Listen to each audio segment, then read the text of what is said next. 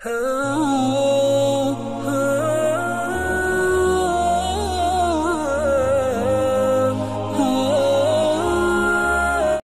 वालेकुम दोस्तों, कैसे हो? उम्मीद है कि सब खैरियत से होंगे। अल्लाह आप लोगों को ऐसे ही खुश रखें। दोस्तों, मैं आज आप लोगों को कुछ नसीहतें करना चाहता हूं, कुछ अक़वाल ज़र्रीन आपके सामने रखना चाहता हूं, कुछ गोल्डन वर्ड्स, कुछ सुनहरी बातें आपको सुनाना चाहता हूं। आज की बातें बहुत कीमती है। आज की बातें वो मोती है जो समंदर की गहराई से जाकर आपके सामने पेश कर रहा हूं। इसमें इल्म भी है और पूरी जिंदगी का तजर्बा भी है, इसलिए गौर से सुनना और आगे शेयर भी करना। नंबर की गड़बड़ हो सकती है इधर उधर, लेकिन पूरी बात आप सुनना जरूर। चलिए, नंबर 1, जिंदगी में किसी इंसान को इतना करीब भी मत किया करो, अपने दिल के इतना करीब भी मत किया करो कि वो आप ही को मामूली समझने लगे। नंबर 2, अच्छी लड़कियां जब किसी नामहरम से मोहब्बत करने लग जाती है, किसी गैर महरम के चक्कर में पड़ जाती है, तो वो लड़कियां तो रहती है मगर अच्छी और नेक नहीं रहती। नंबर 3, जब हम एक गलती कर लेते हैं तो बाकी की गलतियां फिर खुद ब खुद होने लग जाती है। इसलिए जब आपसे एक गलती हो जाए तो फौरन इस्लाह कर लेनी चाहिए, उसको दुरुस्त कर लेना चाहिए, ताकि आप आगे नुकसान से, यानी ज्यादा नुकसान से आप बचे रहे। नंबर 4, आपका किरदार, आपका कैरेक्टर चाहे कितना ही मजबूत क्यों ना हो, लेकिन ये दिल जब फिसलता है तो किरदार और कैरेक्टर को फिसलने में ज्यादा देर नहीं लगती। नंबर 5, मेहमान से कभी यह मत पूछिए कि आप क्या खाएंगे, बल्कि आपके पास जो भी मौजूद हो वो मेहमान के सामने पेश कर दिया करो, क्योंकि मेहमान से यह पूछना कि आप क्या खाएंगे, यह आपकी तरफ से आधा इनकार होता है।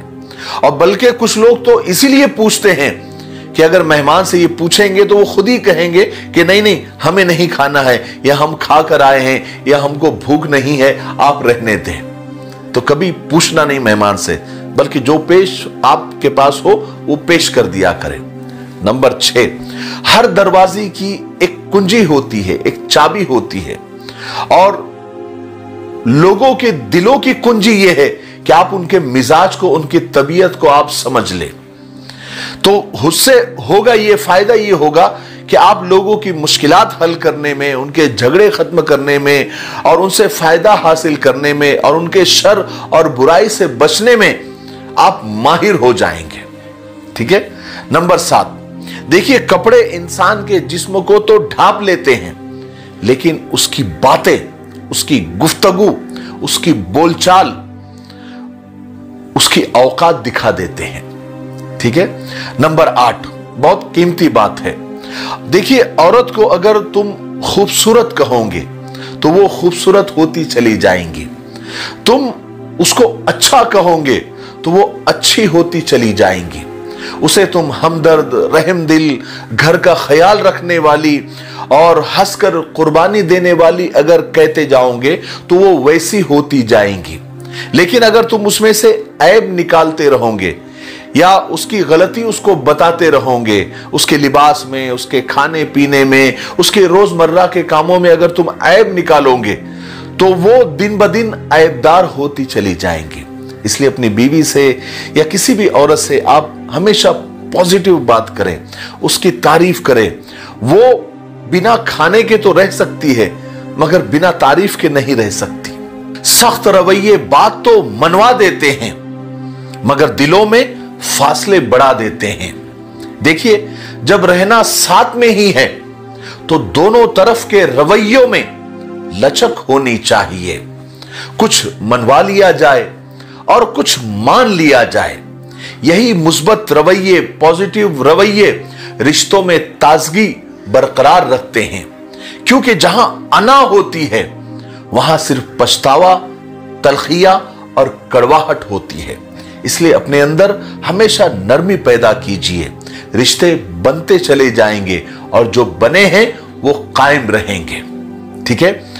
देखिए, पत्थर हमेशा खास चीजों को ही लगते हैं, चाहे वो दरख्त हो या इंसान।